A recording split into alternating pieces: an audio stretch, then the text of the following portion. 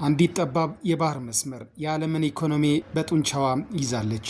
ይቺ የሆርሙዝ ሰርጥ ናት። ስፋቷም እስከ 33 ኪሎ ሜትር አይበልጥም። ግን 20 በመቶ የዓለም ነዳጅ ንግድ በእሷ በኩል ይተላለፋል። ይህ ቀውስ ከየካቲት 28 ጀምሮ ከ5 ወራት በላይ ቀጥሏል። የኢራን አብዮታዊ ዘብ ጠባቂ እያንዳንዱ ታንከር እስከ $2 ሚሊዮን እንዲከፍል ሲያስገድድ ቆይቷል። 12 መርከቦች የት እንደገቡ አይታወቅም። 17 መርከቦች ተጎድተዋል፣ 2ቱ ደግሞ ተማርኳል ተብሏል። እስካሁን ባለው ሁኔታ አሁን ያለበት ደረጃ ምንድነው? ከትናንት ጀምሮ አዲስ ተስፋ ብልጭ ብሏል። ኢራንና ኦማን ደህንነቱ የተጠበቀ የመርከብ መስመር በጋራ ለመወሰን ተስማምተዋል። ድርድሩ በጥሩ ሁኔታ እየሄደ መሆኑ ይነገራል። ግን መሬት ላይ ያለው ሁኔታ አሁንም አስፈሪ ነው። የመርከብ ትራፊክ በቀን ከ10 በታች ወርዷል። ከወትሮ መቶዎች ጋር ሲነጻጸር ትንሽ ነው። ባለፉት ቀናት ብቻ ማንነታቸው ያልታወቁ ጥይቶች ታንከሮች ላይ ተተኩሰዋል። ትራምፕ ግልጽ ማስጠንቀቂያም ሰጥቷል። እስካሁን ሆርሙዝ በቅርቡ ካልተከፈተ አዲስ ከባድ ጥቃት እንደሚከፍቱ ዝተዋል። ስጋቱ ወደ ሌላም እየተስፋፋ ነው። የመን ሁቲዎችንም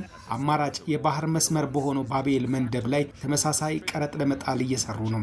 ይህ ከሆነ ሁለቱም ዋና የነዳጅ መስመሮች በአንድ ጊዜ ይዘጋሉ። ለኢትዮጵያ ምን ማለት ነው ይህ ጉዳይ? እያንዳንዱ ቀን ድርድር ሲራዘም የነዳጅ ዋጋ አለመረጋጋት ሊፈጥር ይችላል። ቀጣዩ ዕጣ ፈንታ ምንድን ነው? ሁለት መንገዶች ብቻ ይታያሉ።